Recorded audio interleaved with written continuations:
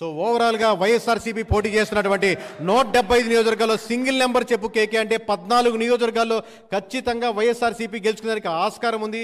ఈ 14 చోట్ల మాత్రమే వైఎస్ఆర్సీపీ గెలుచుకునేదానికి ఆస్కారం ఉంది అని క్లారిటీగా ఖచ్చితంగా చెప్తాం సార్. తర్వాత మీకు ఎక్స్ప్లెయిన్ చేసినప్పుడు ఏ నియోజకవర్గాలు ఇండివిజువల్గా మేము ఎక్కడ సానుభూతిగా ఉన్నాం, ఎక్కడ పాజిటివ్గా వేసాం వైఎస్ఆర్సీపీకి, ఎక్కడ ఖచ్చితంగా గెలుస్తుంది ఈ మొత్తం చెప్తాం. సో ఓవరాల్గా నెంబర్స్ నోట్ చేసుకోండి. 175 నియోజకవర్గాల్లో కేకే అనేవాడు ఏం చెప్తున్నాడు, కేకే సంస్థ నుంచి, కేకే సర్వేస్ నుంచి ఏం చెప్తుందో, వైఎస్ఆర్సీపీ మొత్తం పోటీ చేసినటువంటి 175 నియోజకవర్గాల్లో ఒక్క నియోజకవర్గం కూడా వేరే వాళ్ళకి ఇవ్వలేదు, వేరే పార్టీతో పొత్తు లేదు, సింగిల్గా వచ్చింది. 175 నియోజకవర్గాల్లో 14 చోట్ల వైఎస్ఆర్సీపీ గెలిచేదానికి ఆస్కారం ఉందండి. టీడీపీ పోటీ చేసినటువంటి 144 నియోజకవర్గాల్లో మార్క్ మై వర్డ్స్ ఎవరి సపోర్ట్ అవసరం లేకుండా గెలిచేంత వరకు కూటమి అవసరం ఖచ్చితంగా ఉంది. కానీ గెలిచిన తర్వాత తను పార్టీలో ముందుకెళ్ళేదానికి, తను సంస్థని ముందుకు ఇంకా తీసుకెళ్లేదానికి, ఆ సింహాసనం మీద అధిరోహించేదానికి 133 స్థానాలు ఖచ్చితంగా టీడీపీకి వచ్చేదానికి ఆస్కారం ఉంది సార్. ఎవరి సపోర్ట్ లేకుండా గవర్నమెంట్ ఫామ్ చేసేదానికి చంద్రబాబు నాయుడు గారికి, టీడీపీకి ఖచ్చితంగా 133 స్థానాలు తగ్గకుండా వచ్చేదానికి 100% ఆస్కారం ఉంది. మార్క్ మై వర్డ్స్ లైవ్ చూస్తున్న ప్రతి ఒక్కరికి దేశ చరిత్ర మారుతుందో లేదో కానీ రాష్ట్ర చరిత్ర, రాష్ట్ర భవిష్యత్తు వేరే పార్టీ చేతుల్లో ప్రజలు ఎక్కువ మంది పెడుతున్నారు. 144 పోటీ చేసిన దగ్గర 133 చోట్ల గెలిచేదానికి ఆస్కారం ఉంది. నెక్స్ట్ సార్, మరి జనసేన పరిస్థితి ఏంటి? Why not 175? వై నాట్ 175ని వై నాట్ 21 అని సీరియస్గా తీసుకున్నారు సార్ జన సైనికులు. అయినప్పుడు కూడాను మళ్ళీ అగైన్ 98% అదే యాక్యురసీతో నేను మీ ముందుకు వస్తున్నాను అనేది నేను బలంగా నమ్ముతున్నాను. ఎందుకంటే గత 6 మాసాలుగా మనం క్షేత్రస్థాయిలో ఉన్నాం. వాస్తవానికి సంవత్సరం పొడవునా కూడా 2023, 24 మొత్తం కూడాను మనం సంవత్సరం పొడవునా కూడా గ్రౌండ్ లెవెల్లో ఉన్నాం. రైజ్ టీమ్స్ అనేవి ఎప్పటికప్పుడు సర్వే చేస్తూనే ఉన్నాయి. ఇప్పుడు ఎన్నికలు జరిగిన తర్వాత ప్రీపోల్ సర్వే చేసాం, 2 సార్లు చేసాం. అది ఆ రిజల్ట్స్ కూడా నేను గతంలో సోషల్ మీడియా ప్లాట్ఫామ్స్లో చాలా చోట్ల వివరించాను. ఇప్పుడు తాజాగా ఏంటంటే పోస్ట్ పోల్ సర్వే చేసాం. మనం ఎగ్జిట్ పోల్స్ చేయం. ఎందుకంటే ఎగ్జిట్ పోల్స్ అనేవి ఏంటంటే వాస్తవానికి ఒక వాటర్ బయటకు వచ్చిన తర్వాత, పోలింగ్ బూత్ నుంచి బయటకు వచ్చిన తర్వాత సర్వే చేయటం అది సాధ్యపడదు. నాకు తెలిసినంతవరకు సాధ్యపడదు. ఎందుకంటే వాటర్ బయటకు వచ్చి మీకు కరెక్ట్గా చెప్తాడు అనేది నేనైతే అనుకోవట్లేదు. దానికి తోడు ఇవి ఏపీ ఎలక్షన్స్. ఎందుకంటే అస్సలు చెప్పడు, ప్రభుత్వానికి భయపడో లేకపోతే ప్రతిపక్షమే మళ్ళీ అధికారంలోకి వస్తుందని భయపడో ఏదో విధంగా తను చెప్పాలనుకోడు. అందుకని మనం పోస్ట్ పోల్ సర్వే చేసాం. ప్రీ పోల్ సర్వేలో శాంపిల్ సైజ్ ఎక్కువ తీసుకున్నాం. అంటే దాదాపు 3,80,000 వరకు శాంపిల్స్ తీసుకున్నాం. ఇది మాత్రం తగ్గింది. పోస్ట్ పోల్ సర్వేలో మనకు సమయాభావం ఉండటం వల్ల పోస్ట్ పోల్ సర్వేలో ఇది శాంపిల్ సైజ్ తగ్గింది. ప్రతి నియోజకవర్గానికి ఒక 800 నుంచి 1000 వరకే శాంపిల్స్ తీసుకున్నాం. తీసుకొని గత 2 రోజుల క్రితం మన పోస్ట్ పోల్ సర్వే అనేది కంప్లీట్ అయింది. పోస్ట్ పోల్ సర్వేలో ముఖ్యంగా ఎన్నికల సరళిని, పోలింగ్ సరళిని గమనిస్తే భారీగా పోలింగ్ జరిగింది. ఈ భారీగా పోలింగ్ జరిగింది ఏ పార్టీ వైపు మొగ్గు చూపుతుంది అనేది చాలామంది చాలాసార్లు చాలా సందర్భాల్లో అడిగారు.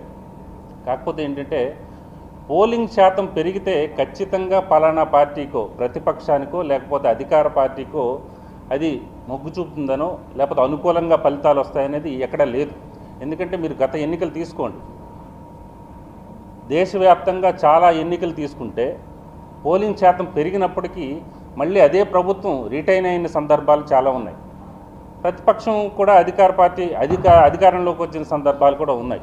అందుకని పోలింగ్ శాతం పెరిగితే ఖచ్చితంగా ఈ పార్టీ అధికారంలోకి వస్తుందనేది మనం ఎట్టి పరిస్థితుల్లో చెప్పలేం. అలాంటి రూల్ ఆఫ్ లా ఏం లేదు, ఆ తంబు రూల్ అనేది ఏం లేదు. కాకపోతే ఇక్కడ మనం స్పష్టంగా గమనించింది ఏంటంటే ఒక సింగిల్ లైన్లో ప్రభుత్వ వ్యతిరేకత కంటే ముఖ్యంగా వైఎస్ఆర్సీపీ అధినేత జగన్మోహన్ రెడ్డి మీద తీవ్రమైన వ్యతిరేకత అనేది స్పష్టంగా మనం గమనించాం. ఎందుకంటే చాలా చోట్ల అభివృద్ధి తర్వాత ఈ నిరుద్యోగం, అలాగే అధిక ధరలు, ముఖ్యంగా విద్యుత్ ఛార్జీల పెంపు, ఇలాంటివి చాలా ఫ్యాక్టర్స్ అనేవి మనం గమనించాం. నేరుగా వెళ్ళి మనం ప్రశ్నించినప్పుడు, సర్వే సంస్థ వెళ్ళి ప్రశ్నించినప్పుడు, మన బృందం వెళ్ళి ప్రశ్నించినప్పుడు ఇవన్నీ మనం కూడా గమనించాం. ఇవన్నీ కూడా పరిగణలోకి తీసుకున్నాం. మనం సర్వే చేసేటప్పుడే క్వశ్చనైర్ అలా ఫామ్ చేస్తాం.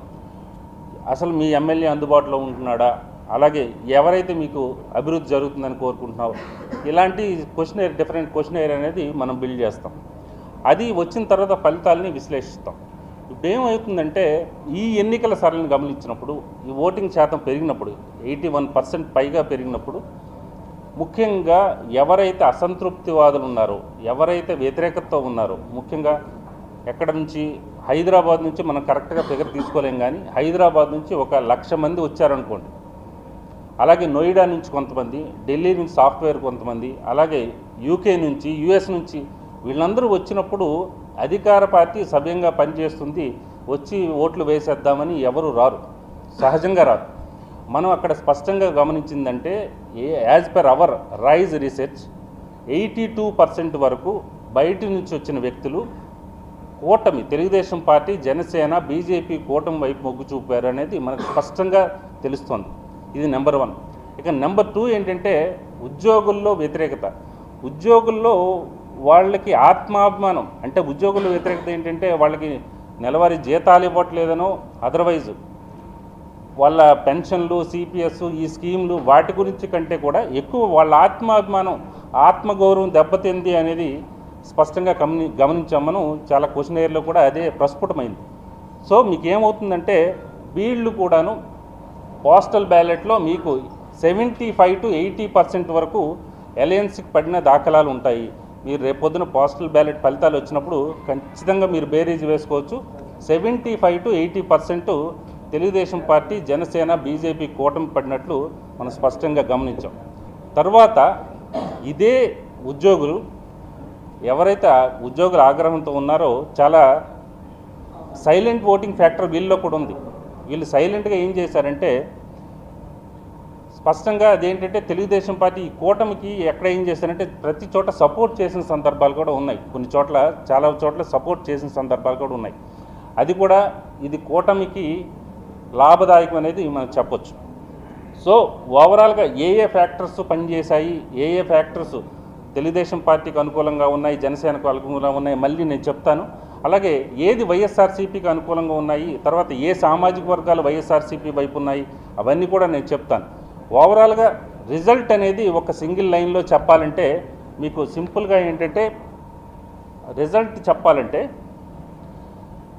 ఈ యాజ్ పర్ అవర్ రీసెర్చ్ 2024 ఎన్నికల్లో తెలుగుదేశం పార్టీ, జనసేన, బీజేపీ కూటమి అధికారంలోకి రాబోతుంది అనేది రైజ్ చెప్తోంది. ఖచ్చితంగా ఇదే జరుగుతుంది, దాంట్లో ఏమాత్రం తేడా లేదు. As per our post poll survey కూటమికి 113 నుంచి 122 సీట్లు దక్కే అవకాశం ఉంటుంది. వైఎస్ఆర్సీపీ 48 నుంచి 60 సీట్లు దక్కే అవకాశం ఉంటుంది. ఇతరులు అంటే కాంగ్రెస్ లాంటి పార్టీలు 0 నుంచి 1 సీటు వచ్చే అవకాశం అయితే ఉంటుంది. ఇది కేవలం కూటమి అంటే మళ్ళీ ఒకసారి రిపీట్ చేస్తున్నాను, కూటమికి 113 నుంచి 122 వరకు వచ్చే అవకాశం ఉంది. వైఎస్ఆర్సీపీకి 48 నుంచి 60 వచ్చే అవకాశం ఉంటుంది. కాంగ్రెస్ లాంటి పార్టీలకి ఒకటి వచ్చే అవకాశం ఉంటుంది, అది కూడా రాకపోవచ్చు. తర్వాత పార్టీ వైజ్ చెప్పాలంటే వైఎస్ఆర్సీపీకి ఇప్పుడే చెప్పాను నేను 48 నుంచి 60 సీట్లు వచ్చే అవకాశం ఉంది. తర్వాత తెలుగుదేశం పార్టీ, కేవలం తెలుగుదేశం పార్టీకి అయితే 92 నుంచి 99 సీట్లు వచ్చే అవకాశం ఉంది. ఇక్కడే magic figure, Telugu Desam party itself magic figure అనేది క్రాస్ చేస్తుంది, 88+ వస్తుంది. జనసేన పార్టీకి ఈసారి గతంలో 1 సీట్ వచ్చింది, అది కూడా ఆయన పార్టీ మారిపోయాడు, అది రాజకీయపరమైన అంశం. కాకపోతే జనసేన పార్టీకి ఈసారి 11 నుంచి 16 సీట్లు వచ్చే అవకాశం అయితే ఉంటుంది. ఇక బీజేపీకి ఇప్పుడే చెప్పాను 0 నుంచి 3, 1 రాకపోవచ్చు, వస్తే 3 వరకు రావచ్చు, 1, 2లో కూడా ఇదవచ్చు. ఇక పార్లమెంట్ సెగ్మెంట్ వైజ్ తీసుకుంటే శ్రీకాకుళం పార్లమెంట్ విషయానికి వచ్చేసరికి వైఎస్ఆర్సీపీకి 3, కూటమికి 4. విజయనగరం పార్లమెంట్లో వైఎస్ఆర్సీపీకి 3, కూటమికి అగైన్ 4. అరకు అది రివర్స్ అయింది, అరకులో అయితే మాత్రం 6. 2019 శాసనసభ ఎన్నికల్లో చరిత్రలో ఎప్పుడు లేని విధంగా 10% మించినటువంటి ఓట్ల తేడాతో ఓడినటువంటి కారణంగా పొత్తు తప్పదు అని తెలుసుకున్నటువంటి పార్టీ నాయకత్వం జనసేన పార్టీని పొత్తులోకి ఆహ్వానించడం, ఆ తర్వాత కూడా గెలుపుకు కేవలం జనసేన మాత్రమే కాదు, మరొక బలమైనటువంటి రాజకీయ పక్షం యొక్క అవసరం ఉన్నదని తెలుసుకుని భారతీయ జనతా పార్టీతో కూడా చివరి వరకు పొత్తు కోసం ప్రయత్నం చేసి భారతీయ జనతా పార్టీని కూడా పొత్తులో కలుపుకున్నటువంటి పరిస్థితిని రాష్ట్ర ప్రజలందరూ చూశారు. ఒకవైపు ఈ రాష్ట్ర ముఖ్యమంత్రి వైఎస్ఆర్ కాంగ్రెస్ పార్టీ అధ్యక్షుడు వైఎస్ జగన్మోహన్ రెడ్డి సంక్రాంతి నాటికే అభ్యర్థుల్ని 90% మందిని ప్రకటించేసి నియోజకవర్గాల వారీగా, జిల్లాల వారీగా, ప్రాంతాల వారీగా సిద్ధం వంటి సభలను ఏర్పాటు చేసుకుని ప్రజల్లోకి పోతా ఉంటే ప్రతిపక్ష కూటమి సీట్ల సర్దుబాటు, ఆ సీట్లలో ఏ అభ్యర్థిని నిలబెట్టాలి అనేటువంటి విషయంలోనే ఆల్మోస్ట్ నామినేషన్స్ వరకు ఆగినటువంటి పరిస్థితిని మనం చూశాం. అదే కాకుండా గత 5 సంవత్సరాల్లో కరోనా కాలాన్ని తీసివేయగా మిగతా కాలంలో ఈ రాష్ట్ర ప్రభుత్వం అవలంబించినటువంటి నూతన విధానాలు, వాలంటీర్ వ్యవస్థ ద్వారా ప్రతి ఇంటి గడప వద్దకు ప్రభుత్వ సేవలను చేర్చడం ఏదైతే ఉందో, ఇది నేను గతంలో కూడా చెప్పాను. ఈసారి ఎన్నికల్లో అది కీలక పాత్ర పోషించబోతా ఉంది. 71% మంది గ్రామీణ ప్రజానీకం ఉన్నటువంటి ఆంధ్రప్రదేశ్ లో ఏ గ్రామంలోనైనా సరే ప్రభుత్వం ద్వారా ఏదైనా పథకం లబ్ధి పొందాలన్నా, ప్రభుత్వానికి సంబంధించినటువంటి ఏదైనా సంక్షేమ అభివృద్ధి కార్యక్రమం పొందాలన్నా ఆ గ్రామ స్థాయి నాయకుడి దగ్గరకో, మండల స్థాయి నాయకుడి దగ్గరకో వెళ్లాల్సినటువంటి పరిస్థితి. ఈ వాలంటీర్ వ్యవస్థ ద్వారా ఆ పరిస్థితి నుండి మార్పు తీసుకొచ్చినటువంటి వైరాన్ని ఈ రాష్ట్ర ప్రజలు అభినందించారు. ఏ ప్రభుత్వ పథకం కావాలన్నా, ఏ ప్రభుత్వానికి సంబంధించినటువంటి ప్రయోజనం జరగాలన్నా వాలంటీరే ఇంటి దగ్గరకు వచ్చి సేవలు అందించేటువంటి ఒక వినూత్న కార్యక్రమం ఈ రాష్ట్ర ప్రజల్లో ఆత్మగౌరవం పెంచింది అనడానికి ఏమాత్రం సందేహం లేదు. దానితో పాటు గతంలో ఉన్న 31 లక్షల పెన్షన్దారులను 64 లక్షలకు పెంచడం, గత ప్రభుత్వం కేవలం చివరి 2 నెలల్లో ఇచ్చినటువంటి 2,000 రూపాయలతో పోల్చుకుంటే ఈ 5 సంవత్సరాల పాటు 2,000 రూపాయల నుండి 3,000 రూపాయలకు పెన్షన్ ఇవ్వటం, దీంతో పాటు గ్రామ సచివాలయ వ్యవస్థ ద్వారా అనేక రకాల ప్రభుత్వ ప్రయోజనాలను మన గ్రామం వద్దకే తీసుకొచ్చారనేటువంటి భావన గ్రామీణ ప్రాంత ప్రజల్లో పెరగడం, వీటన్నిటికి మించి ప్రతి 2 నెలలకు 3 నెలలకు మహిళల ఖాతాల్లో ప్రభుత్వం జమ చేస్తున్నటువంటి వేలాది రూపాయలు గ్రామీణ ఆర్థిక వ్యవస్థ విషయంలో, గ్రామీణ ప్రజానీకం ఆర్థికంగా వారికి వెసులుబాటు కల్పించే విషయంలో ఈ ప్రభుత్వం విజయం సాధించింది. ఈ ప్రభుత్వానికి సుమారుగా 56% మంది మహిళలు తిరిగి ఎన్నుకోవడానికి మొన్న ఓటు వేశారు.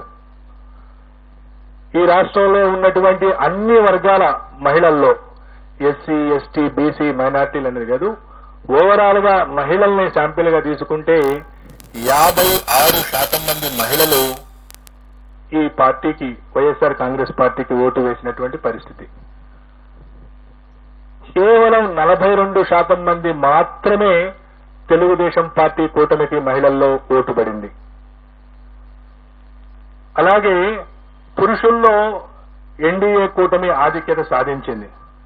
సుమారుగా మహిళల్లో 13 నుండి 14% వైఎస్ఆర్ కాంగ్రెస్ పార్టీ ఆధిక్యత సాధిస్తే, పురుషుల్లో వైఎస్ఆర్ కాంగ్రెస్ పార్టీ కేవలం 45.35% పరిమితమైంది.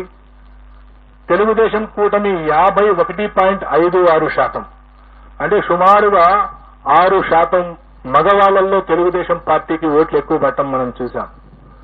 ఒకవైపు రాష్ట్రంలో మహిళల సంఖ్య ఎక్కువగా ఉండటం, మొన్న జరిగిన ఎన్నికల్లో 4,78,000 ఓట్లు, అంటే సుమారుగా 1.43% మంది మహిళలు పురుషుల కంటే అదనంగా ఓటు వేయటం, ఆ అదనంగా ఓటు వేసినటువంటి మహిళ క్రమంలో సుమారుగా 56% మంది వైఎస్ఆర్ కాంగ్రెస్ పార్టీకి ఓటు వేయడంతో పాటుగా వైఎస్ఆర్ కాంగ్రెస్ పార్టీకి వెన్నుదన్నుగా నిలిచినటువంటి ఎస్సీ, ఎస్టీ, మైనారిటీ వర్గాలతో పాటుగా ఈ గత 4 ఏళ్లుగా ఈ ప్రభుత్వం అనుసరించినటువంటి అనేక అభివృద్ధి, గ్రామీణ ప్రాంతాల్లో అభివృద్ధి, అలాగే సంక్షేమ కార్యక్రమాలు, డైరెక్ట్ బెనిఫిట్ స్కీమ్స్ కారణంగా బీసీలలో కూడా వైఎస్ఆర్ కాంగ్రెస్ పార్టీ గణనీయమైనటువంటి ఓట్లు సాధించింది. ఈ విధంగా తనకున్నటువంటి ఓటు బ్యాంకును కాపాడుకుంటూ కొత్తగా బీసీలలో ఓటు బ్యాంకుని చేర్చడం ద్వారా, మహిళల్లో తన ఓటు బ్యాంకును పెంచుకోవడం ద్వారా వైఎస్ఆర్ కాంగ్రెస్ పార్టీ ఈ రోజు తిరిగి రాష్ట్రంలో మరొకసారి అధికారంలోకి రాబోతా ఉంది. వైఎస్ఆర్ కాంగ్రెస్ పార్టీ ఆంధ్రప్రదేశ్ లో మే 13వ తేదీన జరిగినటువంటి ఎన్నికల్లో 49.41% ఓట్లను సాధించి 94 నుండి 104 అసెంబ్లీ స్థానాల్లో గెలవబోతా ఉంది. అలాగే తెలుగుదేశం పార్టీ కూటమి 47.55% ఓట్లను సాధించి కేవలం 71 నుండి 81 స్థానాలకు పరిమితం కాబోతా ఉంది. ఇతర పార్టీలు, ఇండిపెండెంట్ అభ్యర్థులు 3.04% ఓట్లకు పరిమితం కాబోతా ఉన్నాయి. సుమారుగా 2% ఓట్ల ఆధిక్యతతో తెలుగుదేశం పార్టీ కూటమి కంటే సుమారుగా 20-25 స్థానాల్లో వైఎస్ఆర్ కాంగ్రెస్ పార్టీ ఆధిక్యత సాధించి మరొకసారి ప్రభుత్వాన్ని ఏర్పాటు చేయబోతా ఉంది. అలాగే పార్లమెంటు విషయానికొస్తే ఆంధ్రప్రదేశ్ లో ఉన్నటువంటి 25 పార్లమెంటు స్థానాల్లో 48.29% ఓట్లను సాధించి వైఎస్ఆర్ కాంగ్రెస్ పార్టీ 13 నుండి 15 పార్లమెంటు స్థానాలను గెలవబోతా ఉంది. అలాగే తెలుగుదేశం కూటమి 47.68 ఓట్ల శాతాన్ని సాధించి 10 నుండి 12 పార్లమెంటు స్థానాల్ని గెలవనున్నది. 4.03% ఓట్లు కాంగ్రెస్ పార్టీ మరియు ఇతర పార్టీలకు లభించినాయి. ఏ పార్టీకి కూడా ఇంకా వేరే పార్టీలకు సీట్లు లభించేటువంటి అవకాశం లేదు. కడప పార్లమెంటు నుండి పోటీ చేసినటువంటి శ్రీమతి షర్మిల గారు అక్కడ గణనీయమైనటువంటి ఓట్లు పొందుతున్నప్పటికీ అక్కడ గెలిచే పరిస్థితి లేదు. వారికి అక్కడ డిపాజిట్ కూడా దక్కేటువంటి పరిస్థితి లేదు. ఆవిడ సుమారు 12% ఓట్లకి పరిమితం కాబోతా ఉన్నది. ఈ విధంగా కాంగ్రెస్ పార్టీ సుమారుగా 3% ఓట్లు పార్లమెంటు స్థానాల్లో చీల్చిన కారణంగా వైఎస్ఆర్ కాంగ్రెస్ పార్టీ గెలవలసినటువంటి మరో 3 స్థానాల్ని కోల్పోబోతా ఉంది. అయినప్పటికీ ఎన్డీఏ కూటమి కంటే కూడా 2-3 పార్లమెంటు స్థానాలను అధికంగా సాధించబోతా ఉంది. సుమారుగా 13 నుండి 15 స్థానాలు వైఎస్ఆర్సీపీ, 10 నుండి 12 స్థానాలు టీడీపీ కూటమి సాధించబోతా ఉంది. సో ఈ విధంగా ఆంధ్రప్రదేశ్, తెలంగాణలో జరిగినటువంటి హోరాహోరీగా జరిగినటువంటి ఎన్నికల యొక్క ఫలితాలు జూన్ 4వ తేదీన ఉండబోతా ఉన్నాయి. జూన్ 4వ తేదీన మా ఈ ఆరా సంస్థ వైపు నుండి ప్రకటించినటువంటి పోస్ట్ పోలు నిజం కావాలని, గత 16 సంవత్సరాల్లో అనేక ఎన్నికల్లో వాస్తవానికి ఫలితాలకు దగ్గరగా మా ఆరా సంస్థ ఏ విధంగా అయితే ఫలితాలను ప్రకటించిందో అదే స్థాయిలో ఈ ఫలితాలను ప్రకటిస్తున్నామని తెలియజేయడానికి గర్వపడతా ఉన్నాం. అనేక రకాల ఒత్తిళ్లు, అనేక రకాల విమర్శలు అన్ని మా ప్రొఫెషన్ లో భాగంగా ఎప్పుడు వస్తూనే ఉంటాయి. ఎప్పుడు కూడా ఎటువంటి ప్రభావాలకు లోను కాకుండా సంస్థను సంస్థగా మేము నమ్మినటువంటి వృత్తిని వృత్తిగా భావించి ఎన్నికల కంటే ముందు ఏదైనా లీకులు ఇవ్వమని ప్రకటించమని ఎన్ని రాజకీయ పార్టీలు కోరినప్పటికీ ఎక్కడా ప్రతిస్పందించకుండా, ఒక్క ఓటర్ను కూడా ప్రభావితం చేయకుండా పోలింగ్ ముగిసిన తర్వాత సుమారు 21-22 రోజుల తర్వాత మేము ఈ ఫలితాలని మీ ముందు పెడుతున్నాము. కాబట్టి ఈ ఫలితాల ద్వారా ఎవరూ కూడా ఎటువంటి ఫలితాలు వచ్చే వరకు, 4వ తేదీ ఫలితాలు వచ్చే వరకు ఆందోళన చెందవలసిన అవసరం లేదు. మరీ ముఖ్యంగా బెట్టింగులు లాంటి ప్రమాదకరమైనటువంటి వాటి జోలికి పోవద్దని చెప్పి మీడియా ద్వారా రాష్ట్ర ప్రజలందరికీ విజ్ఞప్తి చేస్తూ ముగిస్తున్నాను. ధన్యవాదాలు.